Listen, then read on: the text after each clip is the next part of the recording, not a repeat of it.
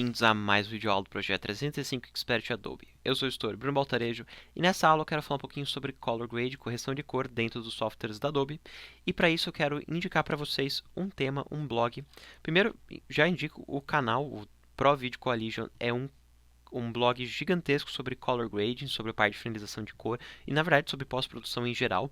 É um blog muito legal para vocês acompanharem quem entende inglês, porque é só informação técnica de alta qualidade.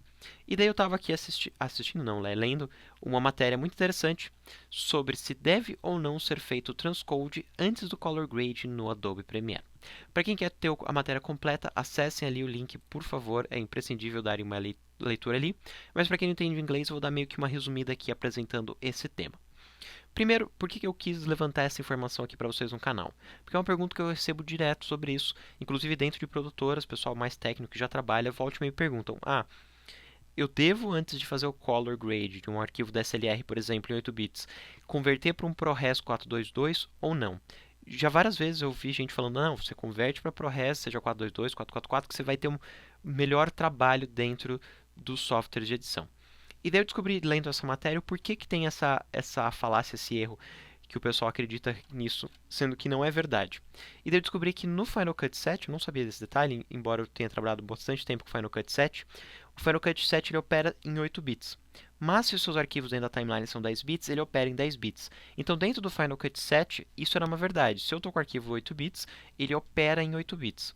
Então, se eu transcodificar esse arquivo para 10 bits, embora eu não melhore a qualidade do vídeo, eu melhoro a qualidade de processamento do Final Cut 7.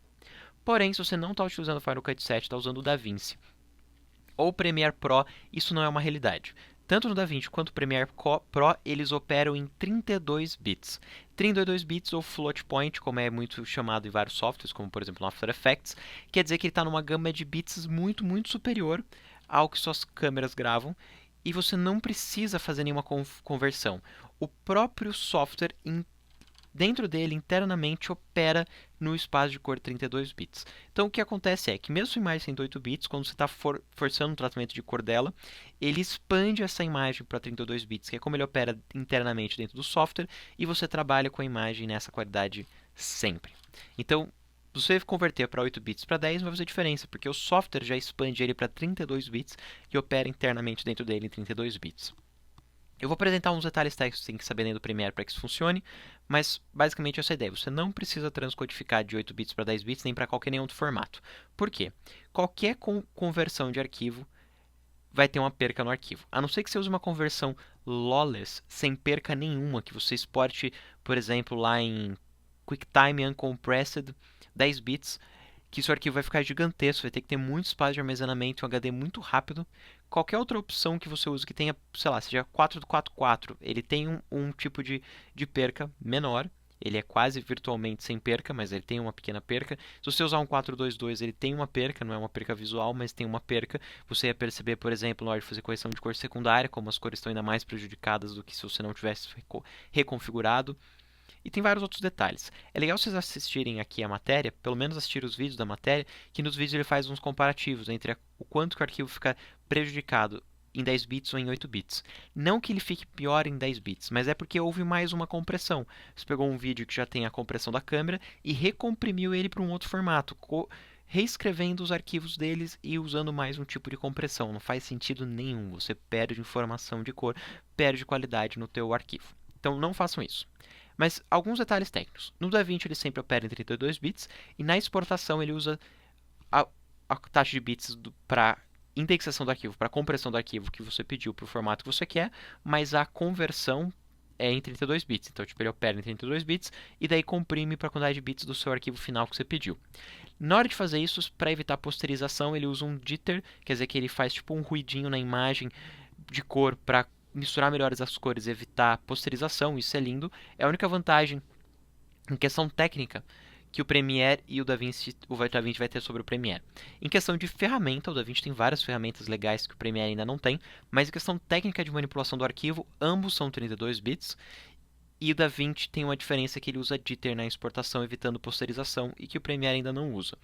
Mas os dois operam 32 bits com a qualidade no máximo. No DaVinci você não precisa fazer muita coisa, só trabalhar dentro dele. No Premiere tem alguns detalhes que você tem que conhecer para que você não corra nenhum risco. Então, por exemplo, esse é um job que está ainda sem a cor, eu fiz na verdade a cor no DaVinci, mas eu poderia fazer a cor dentro do Premiere, e ele foi gravado em RAW na Blackmagic. Então é o arquivo RAW da Blackmagic em alta qualidade.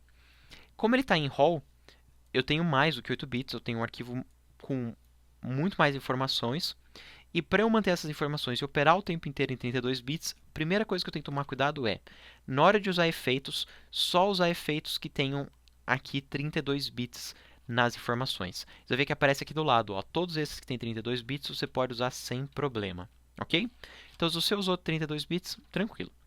Agora, se usou um 32 bits que não é acelerado pela placa de vídeo, que é esse segundo botão, na hora que você colocar na timeline, todos os outros efeitos não. Ó, esses que são 32 bits acessados que são acelerados pela placa de vídeo, você joga na timeline, vai continuar amarelinho, não vai acontecer nada.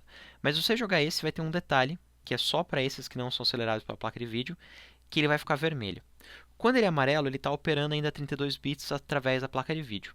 Quando ele ficar aqui de outra cor, que nem aqui ficou vermelho, quer dizer que ele vai ser renderizado pelo CPU.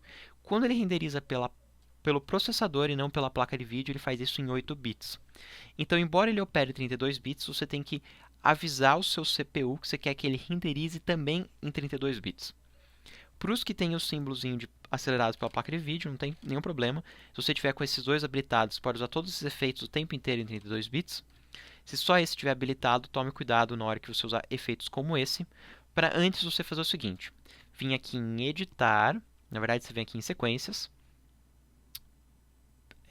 File, Project Settings gerais. Aqui em Project Settings gerais, não é essa a opção que eu quero, eu quero a opção da sequência, e é Sequence Settings, mas ele está desabilitado, porque eu estou com o painel de efeitos ligado aqui.